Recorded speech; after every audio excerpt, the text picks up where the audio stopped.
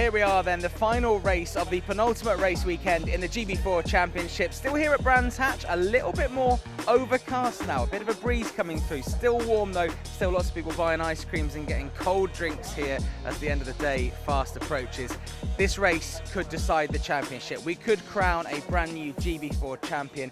Tom Mills needs to finish 5th or higher to take the championship title. That race is coming up in just a second, but first let's remind ourselves what happened in race 2 as Tom Mills took his 2nd trophy of the weekend. Highlights from round 17 of the GB4 Championship, partnered by the BRDC. Once again, Tom Mills would start this one from pole position as he would head his way down into the first corner. It was a great start though from Sid Smith to move up from 9th all the way into 6th position as he would try and attack and get around the outside of Colin Queen. The first attempt wouldn't quite work as they head through Druids, but he'd have to settle for another opportunity a bit later on. They'd be side by side down at the hill though, as Clifford was defending from Darianani, and that would bring Kulkarni into the mix, and that would bring this incident into the mix. A bit down the inside, Kulkarni would go into the side of Darianani, just driving it a little bit too deep through Surtees. Darianani would be sent off into the barrier where he would remain, and unfortunately we'd have to bring out the marshals to rescue him. Tom Mills would get the race start back underway after a short safety car intervention during the race, and he'd be closely followed by Liam McNeely, who'd then be passed after a little bit of a mistake. Cooper Webster straight around the outside as they would head up the hill towards Hawthorns, and that would be 2nd position for the Evans Grand Prix driver, who would then try and chase down our race leader. Clifford would make his way past Colin Queen after a couple of issues for Queen on the lap. He'd drop back down the order as we take a look at our top 3. McNeely behind Webster, and Mills with a record-breaking 10th victory. We'll take a look at results from the race as well. Mills taking that victory, Webster and McNeely rounding out the podium as we've seen. Zach Ping getting a great result with 4th place, with Sid Smith taking a well-deserved 5th. Harry Burgoyne Jr. in 6th place with Irfan in 7th. Clifford, Queen and Kulkarni rounding out the top 10. Big disappointment though for Colin Queen, I am sure, and the Fortec team, who will come strong in the 3rd and final race. So he's done it again, another win for Tom Mills. He's won the last 4 races in the GB4 Championship and he's fast on his way to the championship. I know, Piers, you're looking at me and you're saying, John, tell me how Tom Mills can win the championship in this reverse grid race, aren't you? John, tell me how Tom Mills can win this race in the championship. Piers, I'll tell you right now, he needs to finish 5th or higher to secure the GB4 Championship. Now, it's the reverse grid race. Tom Mills is starting 11th on the grid, so he's got to get up to 5th place. One of the fastest drivers on the grid, so I don't think that's out of the question. So we could see a brand new GB4 champion here in this race. Let's talk about the reverse grid race. Just explain to me why it's a reverse grid race and how that's determined. 3 races over a weekend. First race is your fastest lap from qualifying, 2nd race is your 2nd fastest lap from qualifying, and then the 3rd race is the whole grid reverse of those who set a lap time within 103% of Tom Mills' fastest qualifying time. So that means that 3 drivers didn't quite make it, which puts Tom Mills in 11th place, and our pole sitter will be Kai Darianani. Yeah, so it's going to be a really interesting race. Cooper Webster, the guy who's 2nd in the championship, which we'll take a look at in just a second, he starts 8th as well, so he's a little bit ahead of Tom Mills. So let's look at that championship. Tom Mills obviously has a massive lead there. He's on 492 points for KMR Sports, ahead of Australian Cooper Webster on 377 for Evans GP. Liam McNeely, who we've seen on the podium twice already this weekend, 332 points for Fox Motorsports, with Colin Queen for Fortec, 307, a full 100 points ahead of Harry Burgoyne Jr. in 5th place for 207 for Graham Brunton Racing. Then we have Adi Kulkarni, the Fortec teammate of Colin Queen, on 196 in 6th place with Jeremy Fairbairn, not racing this weekend, 190 points for Graham Brunton Racing. And then we have Jack Clifford, Ruhan Alva, and rounding off the top 10, Sid Smith, the 2nd Fox Motorsports car, with 155 points. Now, you know, we've had a really exciting GB4 Championship this year, and at the start of the year we saw Cooper Webster and Tom Mills really going at it. Tom Mills has just really pulled away. And would you say, Piers, that that is just the experience of having an extra season and knowing these tracks? We've got to remember Cooper Webster's coming from driving completely different cars in Australia, different conditions, to come into GB4 Championship and not know the tracks. I actually think it's been a really impressive season for him, but Tom's class is just showing because he's been there and done it already once. No doubt Cooper Webster's had a great season, considering it's his first season in this championship, first season racing in real life in the UK. He'll know all the circuits really well, but only on the sim, and it's never quite the same. But Tom Mills, no doubt, that extra year of experience that he's got over for example, Cooper Webster, and the rest of the field, with being the only second-year driver, is showing. But despite the experience, he's still driving excellently well. I think we also have to shout out drivers like Thomas Lee driving for Evans GP, you know, one of the slower drivers at the back of the grid. But for him, it's about small wins, and we were chatting to him a little bit earlier in the paddock area, and he was saying for him, making the 103% in the reverse grid race is a huge deal for him, and I can completely understand that. So, you know, a huge shout out to him, and, you know, he's traveling over from Taiwan every time to come and race here and doing as much sim practice as he can, and he's just been buying gifts for his kids back home. So if you're watching back home, I hope I haven't spoiled the surprise. I won't say what it is, but I think very, very nice gifts, I have to say, from one of the concessions here. Anyway, it's time now for the long-awaited part 2 of Max and Piers. They're going to show you a couple more of the main curve. I mean, what would you call the hot spots of this track? The corners you don't want to get wrong. Flashpoints. Flashpoints. Here they are. Surtees corner now, a very important corner on the lap in the GB4 car, because you've got a long run out of here, down Pilgrim's Drop up towards Hawthorns, which is another overtaking opportunity. Max, got to be potentially the most important for racecraft and lap time on the circuit, maybe? Yeah, it's your biggest straight. It's your only straight, really, around here, your only proper straight. So very, very crucial in terms of lap time, very, very crucial in terms of trying to make a move. I'd say more into this corner a lot. You know, if you can get up the inside here, you can normally run someone out wide. Outside, you have to really get your front wheels ahead. And normally by the time you actually get to the exit curb, you're level with them anyway, and they'll start to pull ahead. They just have a better run coming out. In the GB4 car, they move around quite a lot in the middle of the corner because you're dancing on the edge of grip. Not quite as much downforce as, for example, in GB3. But this corner, what with the undulation changes, the weird changes of grip, you really have to be delicate and precise with the controls to get a good run through here, don't you? You do. You'll see lots of them sliding more this corner than I think any other around this, and it's because of the grip change.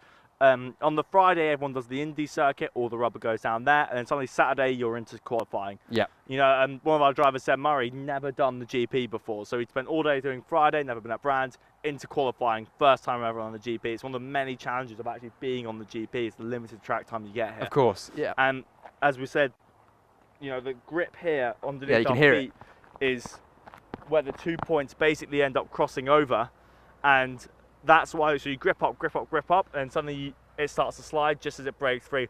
That won't be as dramatic as the weekend goes on. Big GTs laying down all their, you know, big fat rubber off their big tyres, so it ends up being less of a problem. But definitely early on when you're qualifying, there is a big grip change from this point to that point. Well, this is where the start of the Grand Prix loop is. Let's head out and see some of the gnarlier parts of the circuit. Max, the last corner we're going to look at on the Grand Prix circuit, we've saved one of the best till last. This is an absolutely full commitment corner. You can see how downhill it is, or how much it goes downhill, and then uphill for the apex. It's completely blind when you turn in. Talk to us about a GB4 driver when they're driving around here. It's all about prep work, this corner. You know, it would be easy to take the shortest line and try and cut across on the right, but really you want to be lining yourself up on the white line early to make yourself have done all the hard work before you actually get to the corner. It's a really light brake. If you try and brake too much, you'll be too loaded on the front, you'll kill the minimum speed. So it's a real light brake, sending it in loaded over the curb. You want to be having your right wheels over this part here. If you go, because they've actually hired this part, I believe. Raised it, yeah. It used to be a lot more of a difference, but now it's a bit flatter, but you'll still bottom out if you actually get on this point, and it will cause oversteer later in the corner. You lose time. But it's very important to get actually on the curb, isn't it? You miss this, and that massive gravel trap is waiting right for you. And that's part of the fun of this circuit and this corner. The only time, how you realise you've done it right, and what I say to my drivers is, if you're on the white line on the exit, you've nailed it. If you haven't, then you need to be thinking, I haven't done this committed enough. I haven't used, you know, less of a brake. I wasn't enough on the throttle on the exit. You've got to be thinking, why didn't I make it to that white line? You know, and you can't just drive it there. And you know the difference, Piers. You know the difference between, like, okay, I've opened the steering enough to make it to the white line, and I'm praying to God this sticks. That is the difference. It's so vital. It is so vital. It's fully committed. And also, I love the camera angle that we've got this weekend. That just up there, the little white thing, it shows the angle the cars come through here. They're on an angle. They're properly sliding. The car sort of compresses and then decompresses and goes over a crest on the exit. This is one of the reasons why this circuit is so fun to drive and why it's a favourite amongst the drivers. Always nice to get a closer look at the track there with Piers Pryor and Max Maserati, who raced in the championship last year. I'm now with Adi Kulkarni, and please introduce yourself, sir. I'm Adi's father. Are you very proud to watch your son race? Oh, absolutely. I love it, and I'm very, very proud of what Adi's been doing here. Well, look, we've been chatting throughout the year, Adi, and we've been talking about the car. It's impressive to watch you come into this championship and not know this car at all and show real promise. How has this weekend gone for you so far? It's been quite tough so far because we've been having a couple of problems in the car. We've just been trying to work through them, improve, and hopefully for the final race it should be better.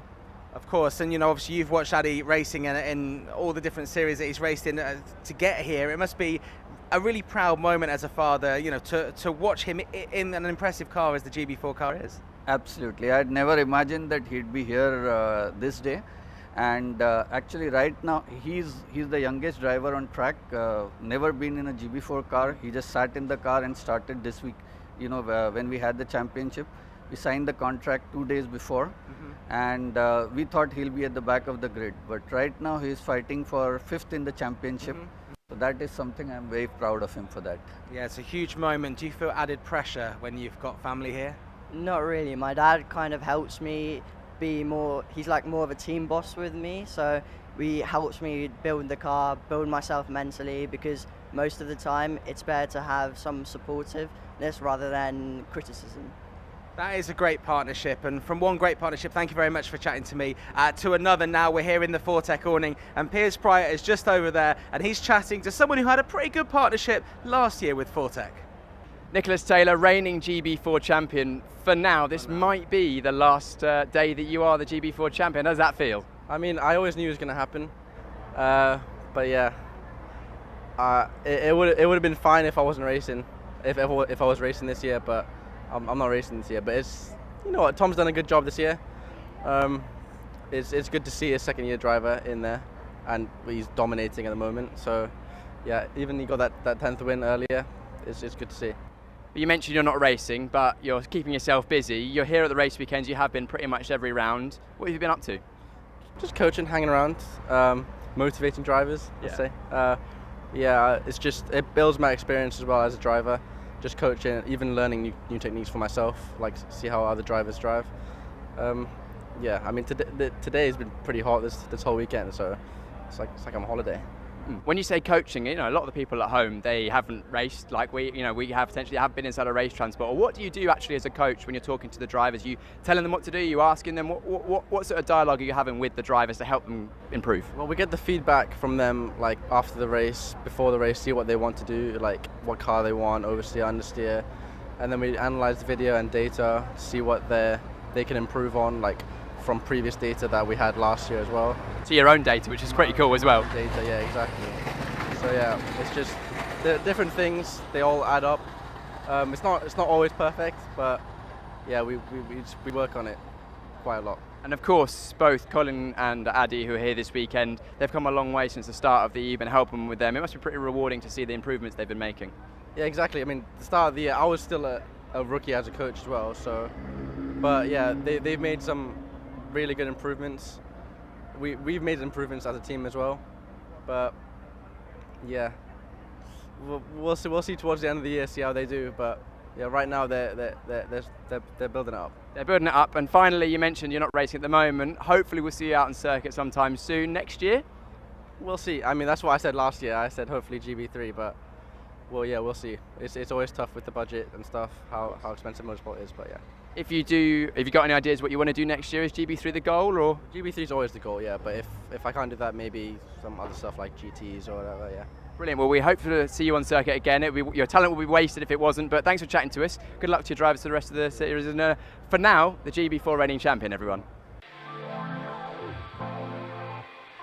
Well, to West Kingsdown in Kent then, as we head to the jewel of Kent. It is Brands Hatch, one of the most iconic circuits in the United Kingdom, most notably courtesy of its undulation and iconic corners. Paddock Hill, Surtees, up into the Grand Prix loop when you go into the woods, up to Hawthorne's Bend. All of these corners are absolutely iconic. We begin this drop down the hill through Westfield Bend, up Dingledale, and then through the Sheen Curve into Stirlings, and that final run down to the last corner. It is a difficult track to overtake at the best of times. Qualifying and track position will be absolutely key to success around here, as working your way through the field will be difficult, especially when it comes to working up positions in the reverse grid race. You can see the undulation and the up and down of the circuit is its most notable feature, dropping all the way down through Paddock Hill before rising up towards Druids. It's a fantastic circuit. It's a short circuit, just 2.5 miles all the way around through all of these really tricky corners, all 11 of them, most of them going to the right. Leaning on that front left is a key thing around here, so keeping control of your tyres on this very toasty September weekend is going to be very, very important. Thank you very much to Lewis McGlade for talking us through the track here on the Brands Hatch GP circuit. Now, Tom Mills isn't just going for the championship title in this race. He could also equal the record of 11 race wins in a single season in the GB4 Championship, which was set by last year's champion Nicholas Taylor driving for Vortex. So all to play for. The reverse grid race is coming up very, very soon. But first of all, we've seen the track from the perspective of, well, what we see at home. Let's see what the perspective looks like from Tom Mills as we ride on board him in his KMR sports car. Let's ride on board now with our double pole sitter Tom Mills around the Brands Hatch Grand Prix circuit. Into Paddock Hill, downhill on entry, off Canberra through the middle, and then steeply downhill on the exit. The car bottoms out in the middle. It's all about setting up for Druids now, braking in a straight line, getting to the apex and staying nice and narrow. And now a good exit. Watch the curb, track limits can come into play there. Graham Hill, the left-hander, nipping the apex, then on the exit, again watching out for track limits. We're now heading up to Surtees where we head out onto the Grand Prix loop. This corner is over 180 degrees, steeply uphill on the exit. Watch out for the curb because it comes up quickly. Now the only point on the lap where we've got a chance to breathe, to pick our point and think about how we're going to take Hawthorns Bend. Steeply downhill through Pilgrim's Drop, and then we're going almost flat through Hawthorns. Just a lift and down change. Car wobbles on the apex. Again, watch out for the curb on the exit. It can drag you off the circuit. Now Westfield, fully committed, blind exit. One apex, watch out for the exit curve there. A bit of a wobble from Tom Mills, well caught. That would have been sketchy inside the car. Then again, another blind corner. Sheen, again a wobble on the car, right up to the white line and exit. The first left-hander in a while. Sterling's banked on the way in, flattens out on the way out. All the curb on the exit once again, fully committed on this lap. The final corner coming up. Clearways, again over a crest through the middle of the corner. You can see the car moving around, but he's nailed it, and that is a flying lap around the Brands Hatch Grand Prix circuit with current championship leader Tom Mills with a double pole position.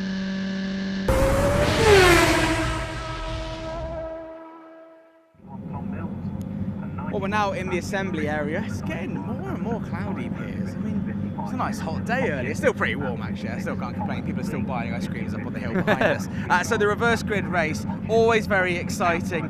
Kai Darianani on pole position. I mean, he didn't race in the last round. He's come back in for this round, and you know he's going to be under some serious pressure straight away from the two guys behind him, Adi Kolkani, and also your pick, Sid Smith. Yeah, we were just chatting off camera, and I reckon Sid Smith is on for a good result in this one. He'd be my pick for a win right now. Kai Darianani from pole position has a great opportunity to have a good result, but I think just his lack of experience recently in these cars might mean he just falls back in the pack. I mean, hopefully he proves me wrong. Adi Kolkani's had a tough weekend. He's got two new left-hand side tyres, so he's going to have some good pace towards the sort of middle and end of the race. But we've seen Sid Smith. He's got 6th in the first race, 5th in the second race. His confidence is growing and growing. He's enjoying driving this circuit. If he gets a good start, he's looked pretty racy. I think he could be right up there with a shout for the win. Yeah, you would imagine so. And obviously the big story here is that Tom Mills could win the championship. Basically, if Tom Mills finishes 5th or higher, he will be the new GB4 champion. We're going to see some mad celebrations if that happens. I mean, we've got a lot of people supporting Tom Mills this weekend, not just his team, but also friends and family. So that'll be exciting to see if he does that. But loads of other drivers all fighting it out here. Paul McNeely behind there, Liam McNeely's dad just walking in, the team principal of Fox Motorsport, looking very relaxed there, with obviously Sid Smith, the other driver, racing for him in huge contention for this race here. And he was super happy to see Liam get those 2 podiums earlier in the weekend. So should we take a little walk? Yeah, let's go and see what's going on here. Obviously got spare tyres here. I reckon later on it probably rain here. It seems like it's in the air. Yeah. Not for a little while though.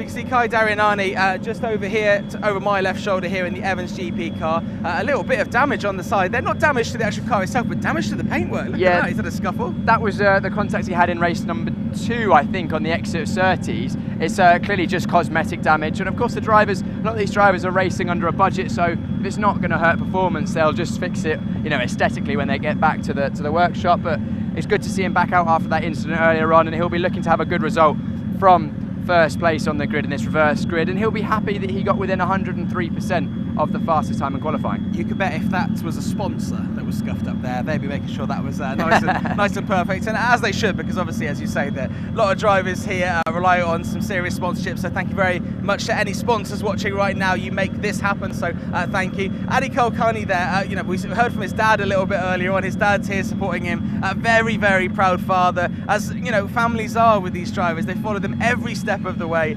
so nice to see him at the front here in P2 on the grid. So his dad will be hoping for a good start here. Sid Smith looking cool. Look at him there in the Fox Motorsport car, number 99, sorry. Very, very chill customer. Yeah. Very nice guy. You know what, when we chat to drivers afterwards, he's always the first one there, isn't he? He is. He's always right there, ready to have a chat. He's a very relaxed character, enjoys his race, enjoys being at the circuit. He said to me in one of the interviews, you know, it's almost weird that the season's nearly up. He kind of wants it to keep going. It feels like he's just getting in a bit of a rhythm with the car. Of course, he's driven front-wheel drive cars previously, and these are very different. But you know, it'd be good to see him back next year if he can get the budget together. Well, as we've seen with Tom Mills doing so well and potentially winning the championship in this race, you know, having a year's experience before you, potentially, you know, fighting out at the front is a really good thing to do.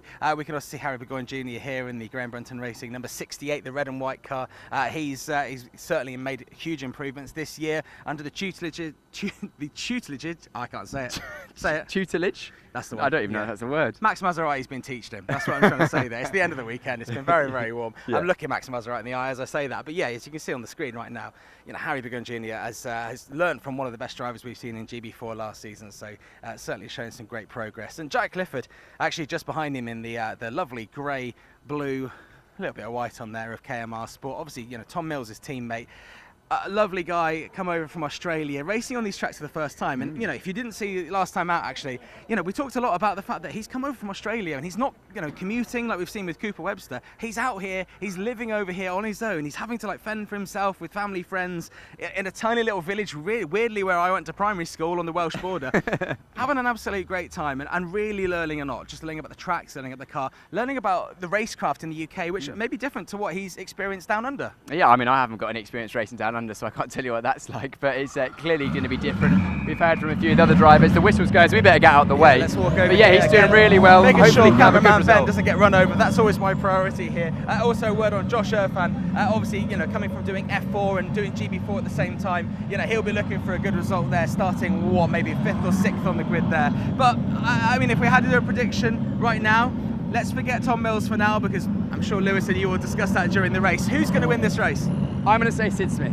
Okay, there we go. The views. What about you? You have to do your guess. I'm going to say Adi Kulkarni. There you go. There we go. Well, Piers Pryor, I'm going to let you run off and join Lewis Beglade on commentary for one final time in the GB4 Championship this weekend here at Brands Hatch on the full GP circuit. Let's go racing.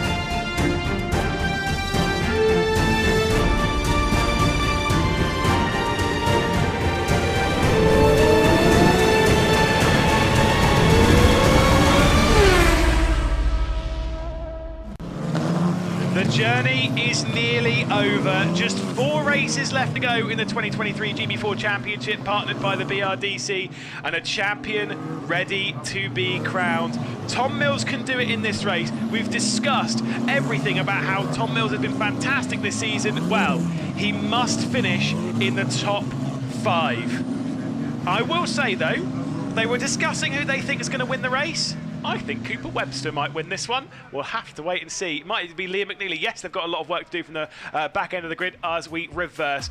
We can see here we've got Sid Smith starting from 3rd position with Harry Burgoyne Jr. Starting this one in 4th. Of course, they'll be behind Darian Nani and, of course, Kulkarni. Jack Clifford starting from 5th place, and then Josh Erfen starting from 6th. As we roll through the rest of the grid, Colin Queen in 7th, Cooper Webster from 8th position, looking quick. I think he might well be able to challenge for that race victory starting from there. Got a lot of work to do though around a difficult circuit when it comes to overtaking. Zach Ping in 6th place, Liam McNeely starting this one from 10th. And then, of course, we get Tom Mills and Sebastian Murray. Tom Mills, the last of those to be reversed. Sebastian Murray, one of 3 drivers not to be within the percentage rule to get reversed, along with Dylan Hotchin and Thomas Lee. So, yes, again, to remind you, effectively, Tom Mills needs to have a 105-point lead, leaving Brands Hatch. Now, realistically speaking, he's got that 105-point lead. He just needs to defend it effectively. And as far as we're aware, it should be a top 5. If he gets a top 5, even if Cooper Webster wins, the championship will be crowned. Had a lot of chats with various people down in pit lane who say, come on, Tom, you can do it. This is the weekend. I know the KMR Sport mechanics are like, we don't really care, to be honest. We don't care whether it's this weekend or Donington Park in October, because they're just all like, well, we've already won the championship, which it's now a formality. And they are right. It basically is a formality. They're just waiting to tick off that final little bit, have the right lead at the right time. And Tom Mills trying to do what Nicholas Taylor, I hope you can hear me, was trying to do last season, which was win the championship early. Took Nicholas Taylor a little bit of work, did it in the penultimate race last year. Tom Mills saying, I could do one better than that and maybe do it in the penultimate weekend. Of course, it's a long time before we go racing next. Obviously, that'll be in the middle to the end of October. And so there's a long wait between drinks for these drivers when it comes to their victory efforts. But of course, that will be the season finale. That will be the last time we see these lot racing, and potentially with a few other drivers to be added to the list. Certainly was last year. We had quite a big grid for the season finale last year, and I hope we get very much the same this year as well. Final race of the weekend, and you can see them all lining up, getting themselves in position, getting themselves ready for what will be the final race of this weekend. Who did you pick for the race victory, Piers? I said Sid Smith. You said Sid Smith, which I think is a great call, by the way. Sid Smith starting from that 3rd position. I think it's an absolutely almighty call. Kulkarni, I think, was Jonas's. Mine is Cooper Webster. Ooh. We'll have to wait and see. 18 minutes on to the clock. The reverse grid race, the final one of the weekend, is underway. Oh, and Sid Smith gets a terrible start. Just does not launch well at all. It's not the commentator's curse, don't worry. Straight around the outside, Kulkarni is going to attempt to get past Darianani, and those two have made contact this weekend. Are they going to be doing so again on this occasion? The answer's not yet.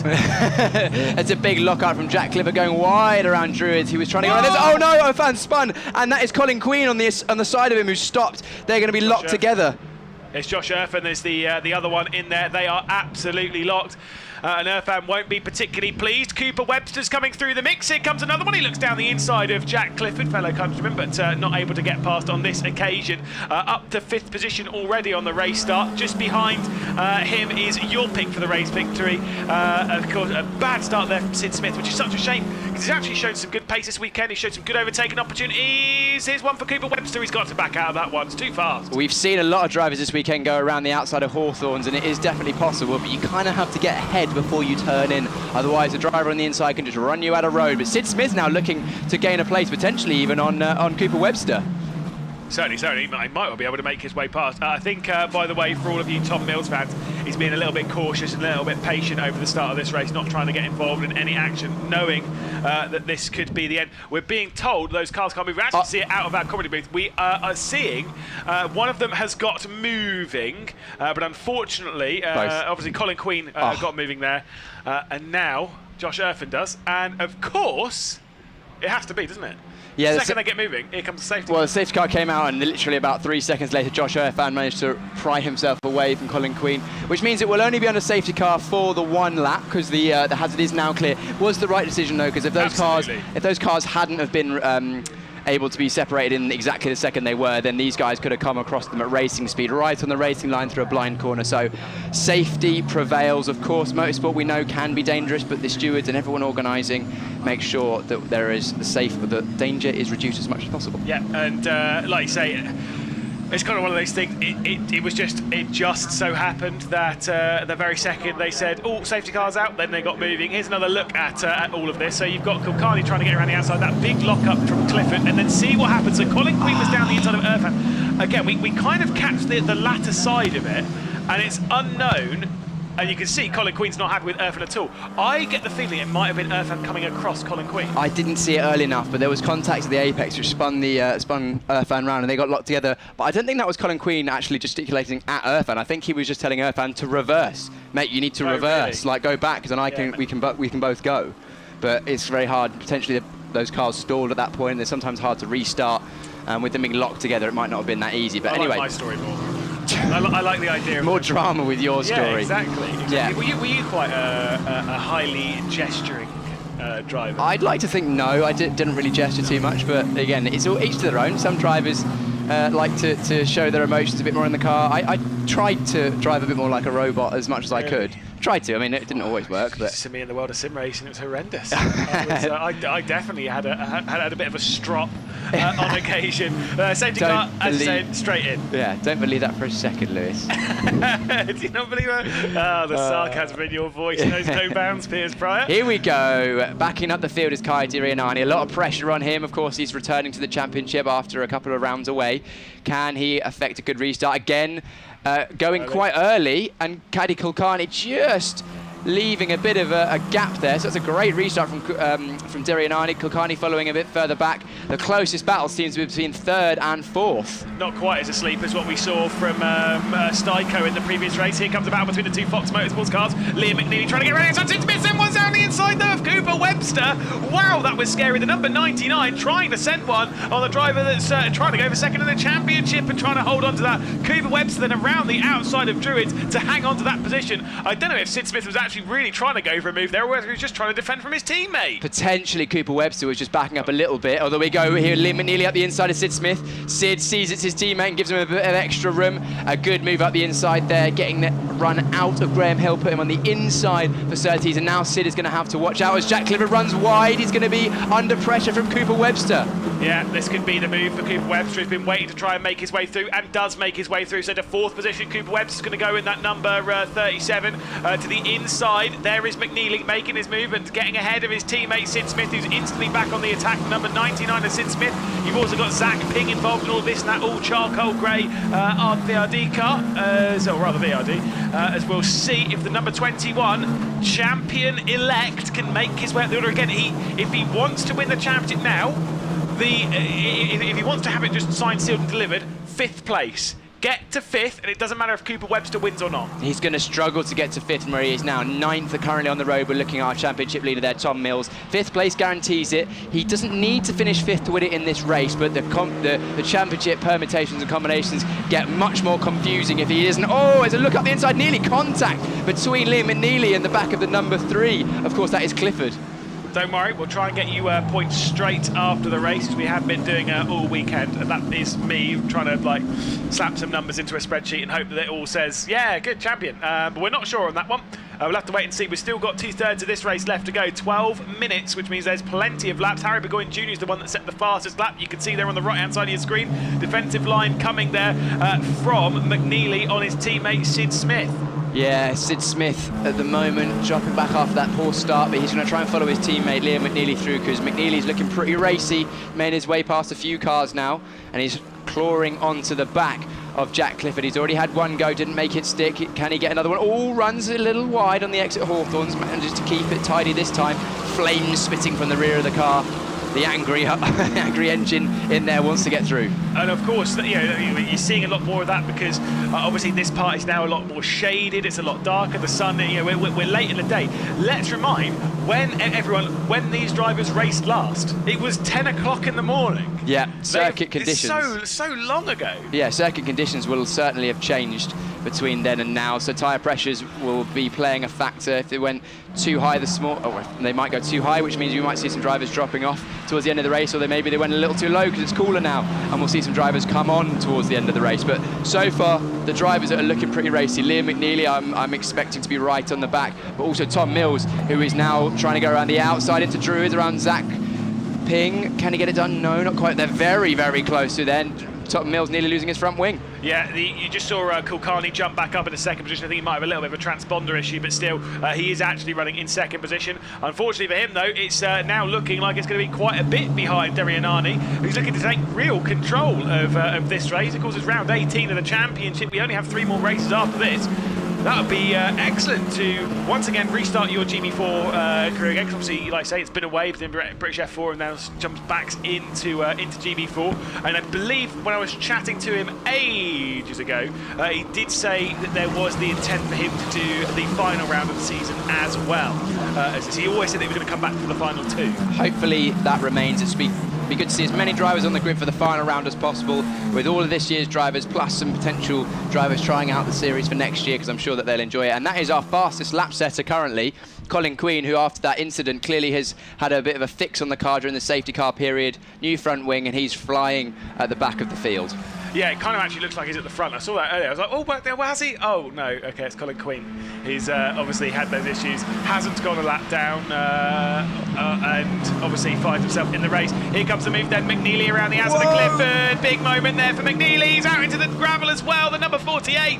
That's McNeely pushing it too hard. Loses out to his teammate who comes through. Yeah, McNeely trying a bold move around the outside of Paddock Hill Bend. We saw that in GB3. Once you're offline at Paddock Hill, you're onto the marbles and there's almost no grip out there as the track falls away, and it only sucks you further into the gravel, and unfortunately losing a position. But now he's trying to get it back on his teammate Sid Smith in the green highlighted car, Liam McNeely in the orange highlighted car, going side by side through Surtees, nearly getting their front wing to rear wheel contact, but not quite. Now Liam McNeely's going to be right in the slipstream to try and go around the outside of Hawthorns. This is going to be a bold move on his teammate. Yeah, he has to be really brave here, and I don't think he's alongside enough. He's going to have to drop in, and certainly does. So Sid Smith is able to hang on to what is 6th position on the road, but of course McNeely's still trying to fight that one. He comes almost down the inside looking into Westfield Bend. There's no switches of position from the Fox Motorsport duo. There is a look at Tom Mills as well.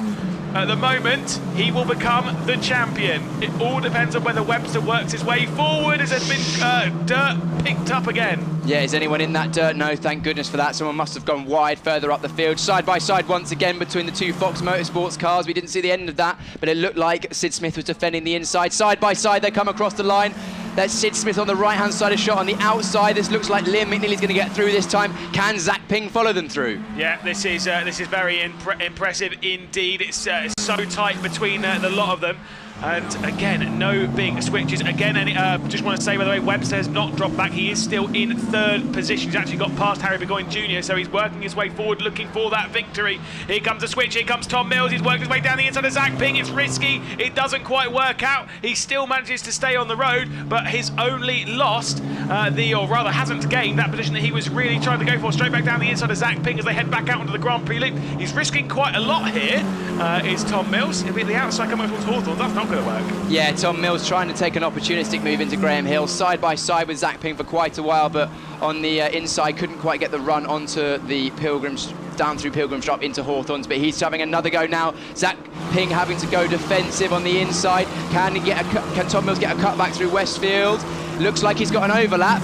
He has got an overlap. Is he going to keep his foot in? Yes, he is. No, backing out. He's playing the long game here, I think. Oh, that's Burgoyne Jr.'s gone off. Harry Burgoyne Jr. then into the gravel. This could bring out a safety car. We'll have to wait. Oh no, he's not even stuck in the gravel. He's able to keep himself on the road. That is quite sketchy. It's a shame Harry Burgoyne Jr. was looking so strong in this race. Yeah. That is a free position though for Tom Mills. So he's picked up one, might well gain another fairly soon. Yeah, that would put Mills, our championship leader, into from 9th into 8th if he can get past Ping, but they're losing a lot of time fighting those two. I mean, look at the gap they've dropped off the back of Sid Smith.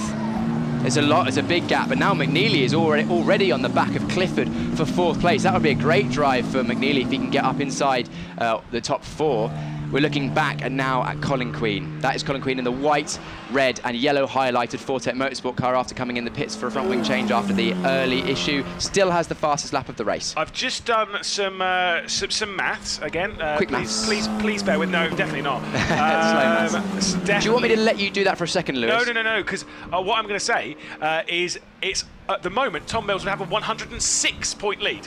Okay. So he would have the championship by a single point. Whoa, so if Cooper Webster doesn't make a move, which it looks like he's trying to, then basically this move that Cooper Webster's trying to do now is to take the championship to the final 3 races of the season. He will be hoping to do that. Now Liam McNeely's got an overlap on Clifford. He's going to keep his foot in. No, he's not. Again, Sheen curve there, completely committed, barely a break, so you have to have more of an overlap than that to get through on the inside. Yeah, so we'll have to wait and see if Mills is able to work his way up any further positions. At the moment, he is going to secure himself the crown of the 2023 GB4 Championship, partnered by the BRDC. Again, bearing in mind... Oh no, Clifford!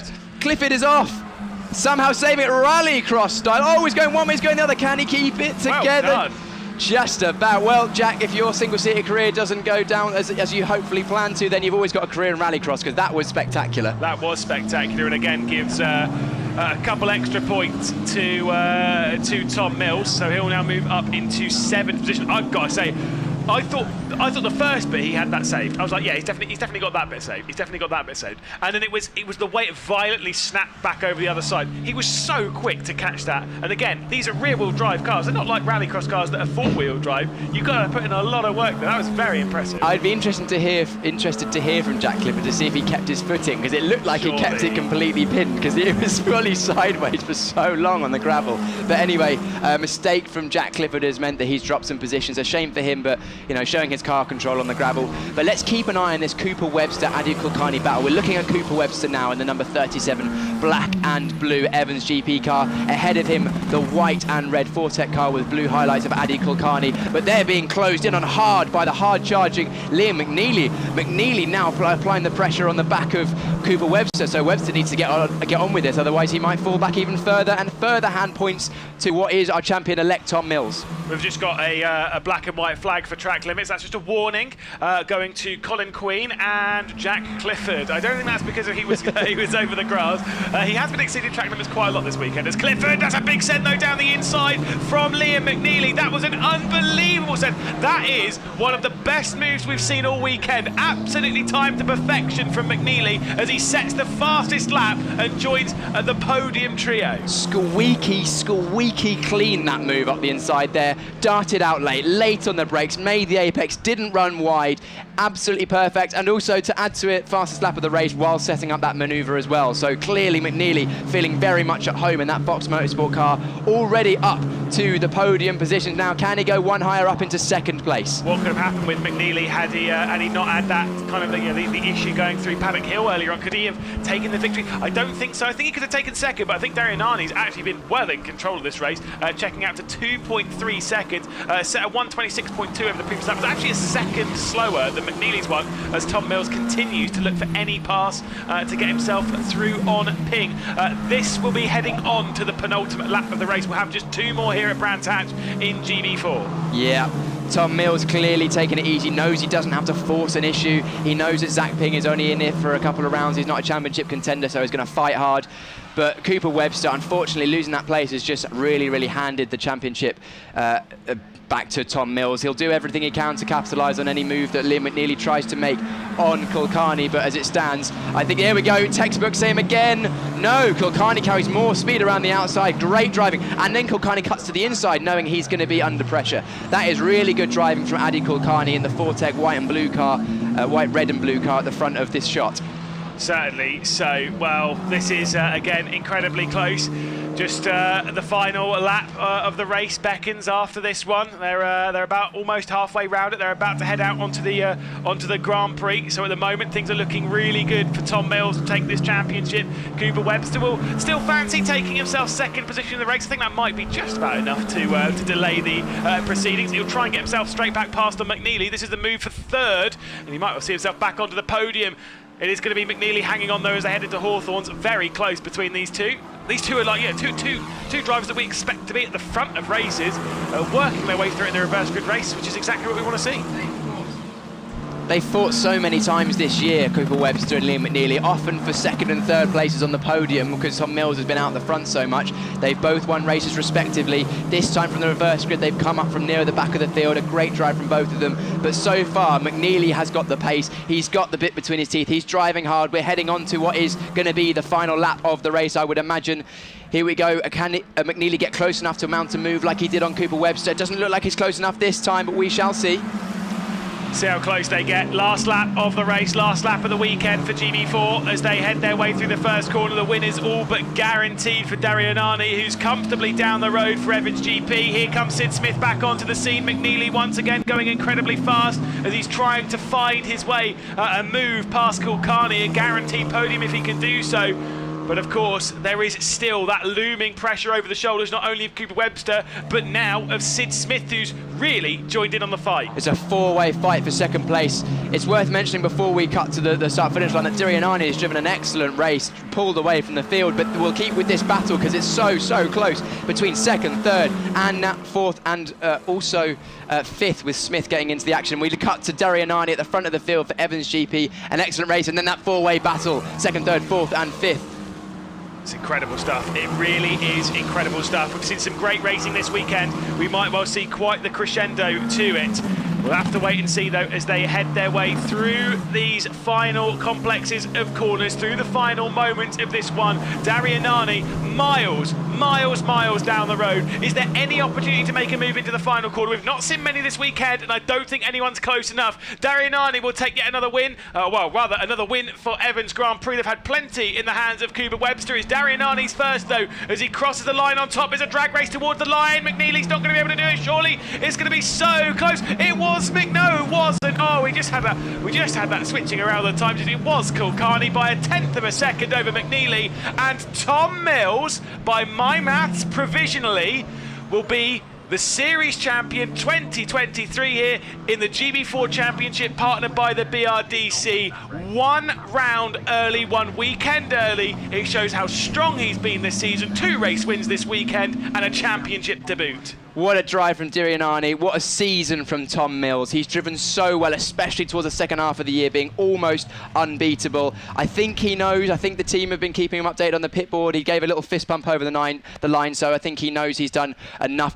Again, this is not confirmed. This is purely provisional based on the results. There may be penalties or amended results afterwards. And also, as Lewis always says, never trust a commentator's maths. We're paid to talk, not paid to add up. So we'll do our best. But anyway, regardless of what happened, Darianani drove a great race. Kulkarni did well to hold second. Liam McNeely, arguably the driver of that race, coming from near the back of the field to third place with some excellent manoeuvres.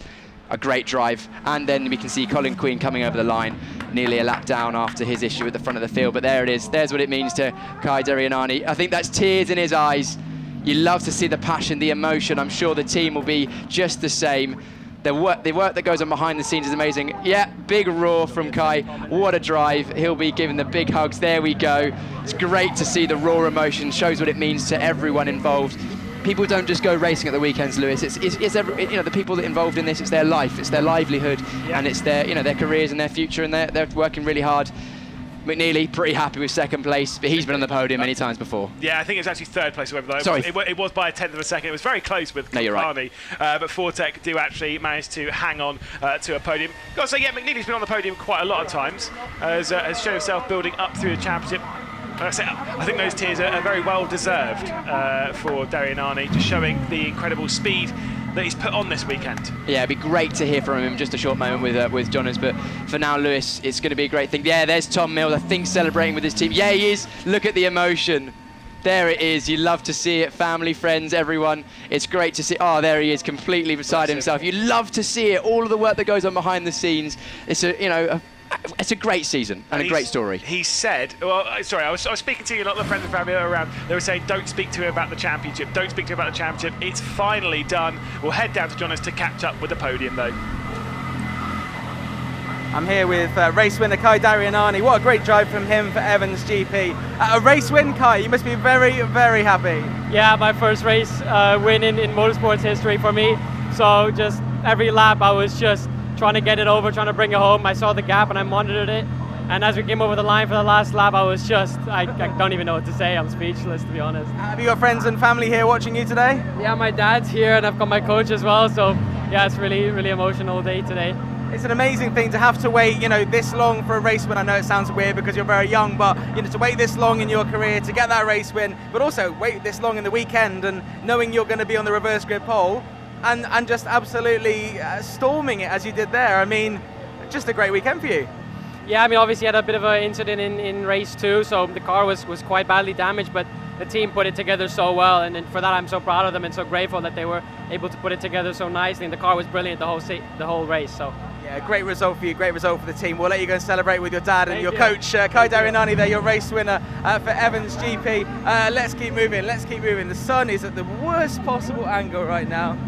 Adi Kulkarni here, who we heard from before the race, driving for Fortec. Obviously got his dad here, got his driver's coach, the GB4 champion from last year, Nick Taylor. Adi, a great result for you, great drive and a great way to end the weekend. Yeah, thank you very much. It was a really hard race. The safety car release was really dangerous in my opinion because the driver in front broke right behind the safety car. I went into the back of him. Not his fault at all. I think that's on MSV and the track people, but other than that I'd like to thank Fortec for the brilliant car in this last race and all my family and Nick Taylor for the coaching. So I was watching the start of that race there with Nick Taylor, your driver coach, who obviously was the champion last year, and he was cheering you on the whole way, and I can tell you now, he was as nervous as anyone around, so a great result for all the hard work you put in with Nick, I think. Yeah, he's been great the whole year, especially Andy and Calvin on the data. They've really helped push me to my limit and get the most out of the car. Amazing. Adi, we'll let you go and celebrate with your dad and the rest of your team that are here as well. Congratulations. P2 for Adi Kulkarni. Liam McNeely, the only driver we've had on every podium this weekend. Just saying that, Liam, that you're the only driver we've had on every podium this weekend. A great drive from you. Yeah, great race. Some good moves as well to top it off. So yeah, can't really ask for more. Three podiums over 3 races. Yeah, we saw your dad coming towards the assembly area there, looking pretty chilled. I don't know whether he was chilled watching that race because you get a bit nervous when you're watching your son out there, and to finish ahead of Sid as well when Sid started ahead of you, that was impressive too. Yeah, it was good. I mean, yeah, he's definitely I'm guessing wasn't so chilled out watching that race. So yeah, can't really ask more. Fox gave me a good car this weekend, so yeah, probably our strongest track over the year. Yeah, we showed that 3 podiums, so yeah. Great. Yeah, very, very good for Fox Motorsport. Liam McNeely, congratulations, P3. We'll let you go and get your trophy. I don't know whether we're going to do the presentation first and then speak to Tom Mills, who is your new GB4 champion. We're going to speak to him right now. Richard Randy Randall has given me the nod. It means I can go and chat to Tom Mills. We're going to go right in here to the family debrief. Tom Mills, you are the GB4 champion for 2023, provisionally, but I think you're okay. Yeah, sounds pretty good, doesn't it? Yeah. It's nice to get it done with a whole meeting to go. The team's just been so brilliant all year, the car's been so good. And a massive thank you to all my sponsors to get me here all year. To keep me on the grid. I didn't think I'd be racing this year.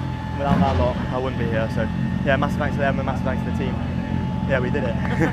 Back at Alton Park, we were discussing the fact that you were only going to be potentially racing for that weekend, and you had no idea of what was to come. 10 race wins so far this season. You could go on and get more next time out of the final round at Donington, but I don't think you probably care about that now you're the champion. I think I care a bit more now because it doesn't matter. Like that race, I just couldn't take any risks. I was stuck behind Zach for the whole race, and there was just no point in making any risks. Whereas it's nice to get it off my shoulders and at Donington, go for the team's championship and relax a bit. It's a huge result obviously for you, and we know you're supported by your family and all of that, and I just have to say finally, very quickly, do you think you're the only championship winner to have designed the logo for your team? Probably. I don't think there's anyone else. It's quite good, I think, but yeah, it's been a big change in the team this year and it's worked. Excellent, we've got to let you go, but we'll go straight over to the podium now as we award the trophies to the final 3 drivers here this weekend at Brands Hatch in the GB4 Championship. Over to you, Lewis.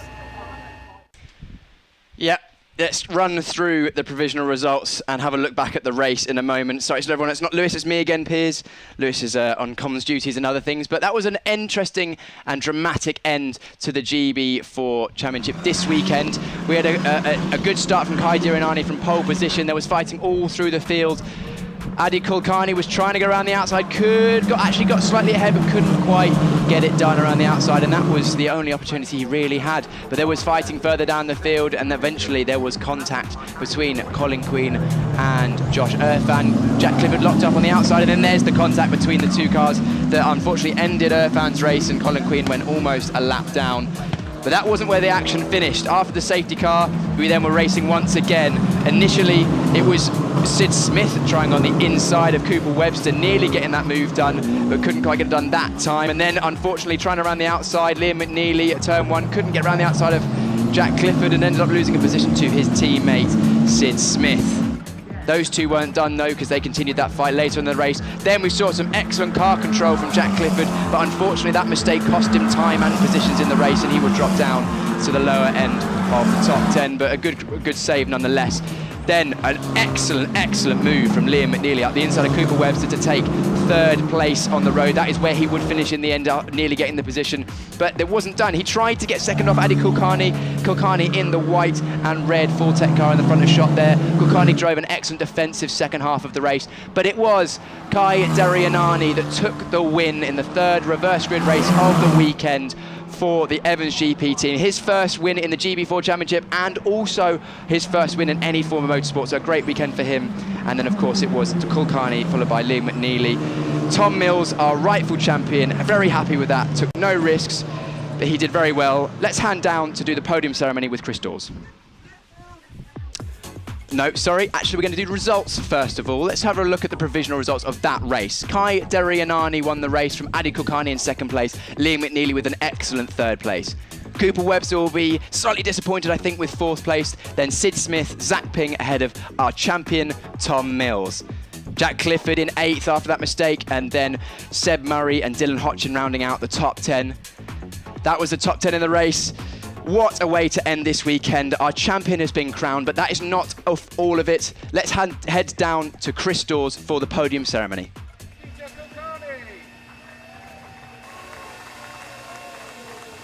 Well done, up onto the second step. But the win goes from pole position. He managed to scamper away, a brilliant performance. Number 8, Kai Dariani. Big smile, big cheer, big trophy. Fantastic job. And this weekend, the Sunoco Fastest Lap Award goes to your champion-elect for the 23 season, Tom Mills. Well done, Tom. Come over here, mate. Ah, he's fine there. That's good. Don't drop those glasses, for goodness sake. So pose in for the photographs. And then as soon as we're given a thumbs up onto the top step, gents. Up you get. That's it. Step up like that. Big smiles. So I should get a chance to grab a quick word as well, because we're only going off on the green flag lap. So before you go anywhere, hang fire. Kai, come down here. Congratulations, what a fantastic win. That meant a lot to you. Yeah, it's my first win in motorsport, so of course really emotional for me to lead Lights the Flag. It was a bit tricky at the start, but then just kept my head down and kind of ran away with it as best as I could. But that has its own challenges, doesn't it? Because if you're that far ahead, you can lose concentration. Yeah, just making sure that I'm focused the whole time and making sure I don't get too tense in the car. Just relaxing on the straights and just keep focused. You did it, my friend. What a brilliant win. Thank you so much. Well done. In second place, Kulkarni, congratulations. What a great second. And you were under relentless pressure. Yeah, it was very hard defending from Cooper Webster and Liam McNeely, but in the end I kept at it and managed to keep them behind. You must have quite liked seeing that they were fighting behind you, actually, because that helps you a bit. Yeah, it was good that I could get a bit of breathing room, but for the majority of the race, they were quiet at it. They were. Well done, a great second. Thank you. And then third place, Liam. What a great fight through there. And in fact, you still were, if you'd have had your way, you'd have kept going a bit further. Yeah, it was a good race. You know, a lot of moves. You know, we had our work cut out, you know, starting a bit further back. So, yeah, we managed to make the most of it. You did. Well done. Congratulations. Hang on, guys. Let us move out the way before. But your top 3 in the GB4. And now they get to spray the champagne.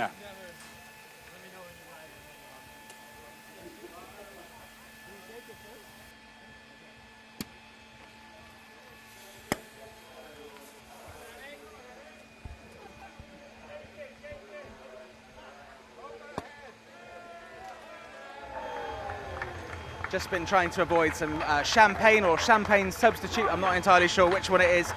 Doesn't really matter though. We're just watching Tom Mills just over here celebrating with his family and his driver coach and mechanics, and we're just going to go and have a bit more of a chat with Tom because, you know, that was a little bit short there. We were cut short. So Tom, I mean, we've already chatted, giving you a couple of minutes to compose yourself. I mean, what does this mean to you as a driver? I mean, you know, just remind everyone what your experience is so far. I mean, you've been very successful already, but this is surely the highlight.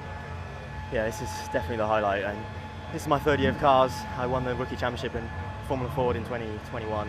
Did GB4 last year, and the experience I gained from that has been really, really useful. The championships was fantastic, and it's brought me on so much as a driver. And I think it shows if you learn so much in your first year, it does work if you come back. And the GB4 Championship has completely changed my driving. It's going to be really, really positive for some of those other drivers who have maybe not got the results they wanted to get, to watch what you've done. And, you know, obviously last year was the first year with Nick Taylor winning, so, you know, it's hard to discuss that. But I mean, obviously, I know your dad doesn't like to talk about the fact that, you know, you're his son racing for him, but I mean, he's going to be really, really proud, and you must have a great bond. Yeah, it's great in the team. We're basically all the family. I know all the mechanics, they're like with me all the time at the workshop and stuff, so it's a good working place to be. And that also means I perform better because we're comfortable in the team. And even like with Jack, we all get along so well, we work so well together. He's learned so much from me as well. And the same as last year with me and Jared, I learned so much from him. And it just shows the progress you make year on year. We've discussed funding before. Obviously, you know, we didn't know you were going to do the whole season, and we're really glad you did. Do you know what you want to do? I mean, I'm sure you know what you want to do next, but do you know what's likely to do next for you? I really don't know. Obviously, GB3 is what you're supposed to move into after GB4, but the budget is quite big for that. And the next step up past that is also quite hard to achieve. So we'll see. I've just got to keep doing what I've been doing on track. It's the best way to get sponsors to come on side, and it's worked this year, and I can only hope for next season they come back again. For those people watching now who are potential sponsors, I don't think that you can do anything more to show that you are an excellent candidate to get sponsorship, winning as many races as you won this year. And actually, you know, looking at the stats, you're on 500 odd points. The next driver starts with a 3. You're so far ahead. You've absolutely dominated this year. Could you have ever dreamed of being this dominant in GB4? I mean, obviously you come into it with a great experience, but surely you never think you're going to, you know, win. I don't want to use the word easily, but make it look so easy. Yeah, I did not expect to be this dominant, really. At the beginning of the year, we didn't have this much of an advantage. At Alton, I got beaten by Jeremy, who drove fantastic at that weekend, and I didn't expect to be able to go meeting on meeting, especially as their experience was getting better and better. They were going to be catching me, and it's just been great to be able to do the same each meeting. And yeah, it's just been able to keep doing the same each meeting. It's quite hard to be that consistent. Yeah. Well, look, Kevin, I know that you don't like to advertise that you're, you know, looking after your son and running his car here, but, you know, he's done an amazing thing just now. He's absolutely dominated this season. He's just said some very kind words about you and the family and how well you look after him. You must be a very proud dad. Yeah, I'm really proud. I think when he started in Formula Fords, not last year, the year before, and he showed that he had a lot of speed, I knew it was going to be a problem. Because it was going to cost us a lot of money, but yeah, he's made me really proud. You know, this year he's really dominated it, and even in that drive there, he's so sensible now with his head. He thinks about every moment, every position he needs and what he doesn't need to do. Doesn't take unnecessary risks, and you can see that 10 race wins and good reverse grid results, you know, without having any, you know, crashes with people that you don't need to. So yeah, that's a mature drive all year. I'm sure already you've had lots of messages this weekend from friends and family. Have you managed to catch up with them all yet? Because everyone we see on the live stream and on the comments on Facebook, everyone's very proud. Yeah, no, not everybody. I mean, the most important people are the sponsors that.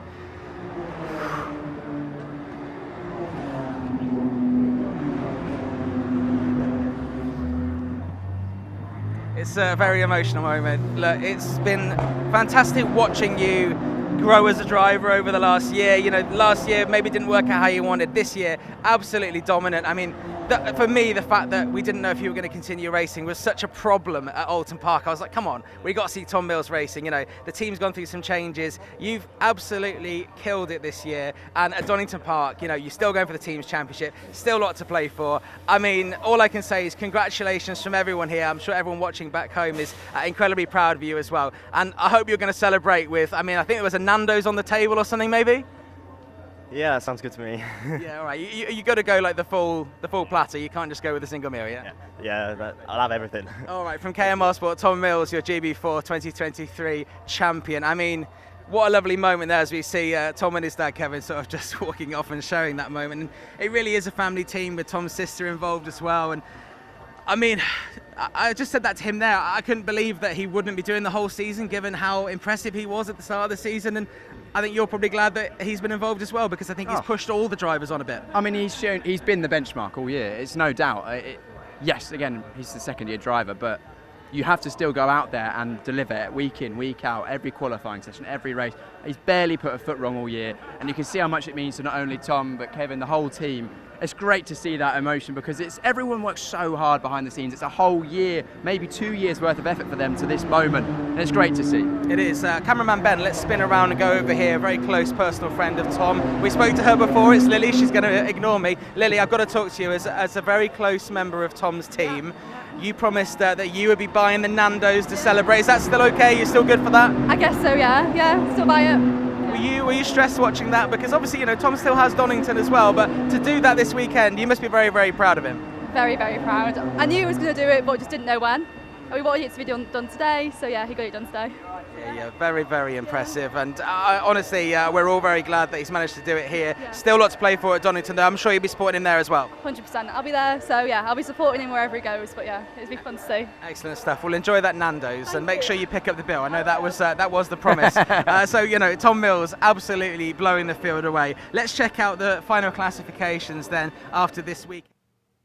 And, you know, Tom Mills just dominating so much, really. He's now on 505 points with a full round of 3 races to go. So Tom Mills, 505 for KMR Sport. Cooper Webster, who we will catch up with at some point. Obviously, very, very tough to put in a performance like he's done this season on tracks he doesn't know in a country he's not familiar with. For Evans GP, 394 points. Liam McNeely has really done a lot of good there, and he's going to be challenging Cooper Webster for second place. 354 points for Liam McNeely after his 3 podiums this weekend for Fox Motorsports. Then we've got Colin Queen on 311 in 4th. Adi Kulkarni up to 5th on 213 points there, with Harry Burgoyne Jr., who had an eventful race there. 207 points for the young Scotsman there. He's in 6th place. Jack Clifford 7th. Jeremy Fairburn 8th. Sid Smith in 9th. And Ruhan Albert, the other Fortec driver, who's not driving this weekend, he's in 10th place. Piers, it's been an exceptionally warm but really exciting weekend in the GB4 Championship. And, you know, there's still all to play for in the team's championship. I was very casually saying to Tom there, yeah, you can just you can kick back now, but still a lot to drive for. And also, you know, I think next time in the next round at Donington, we may see some new faces on the grid as well, with drivers who are looking to do the championship next year as well, and that's quite common in this level of motorsport. Absolutely. I mean, yes, the ultimate champion has been crowned, but there's still every other position on the grid to be decided, or the championship to be decided, as well as the team's championship. And as you mentioned, often we get drivers. Excuse me. Sorry. Often we get drivers. I'm okay. Okay. It's been a long season, but often we get drivers coming in and trying the championship out, getting some extra, seat time in, and that'll be interesting to see how those drivers fare against this season's drivers.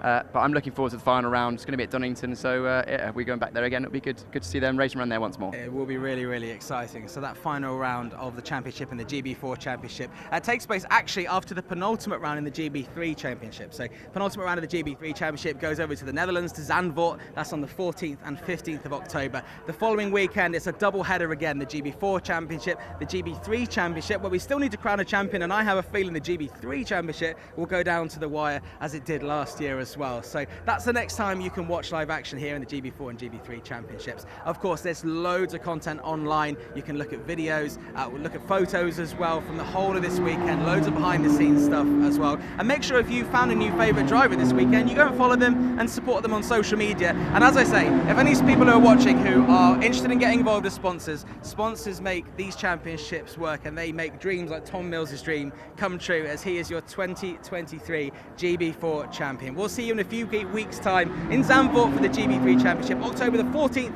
and 15th, before we return the following weekend with GB4 and GB3 at Donington Park.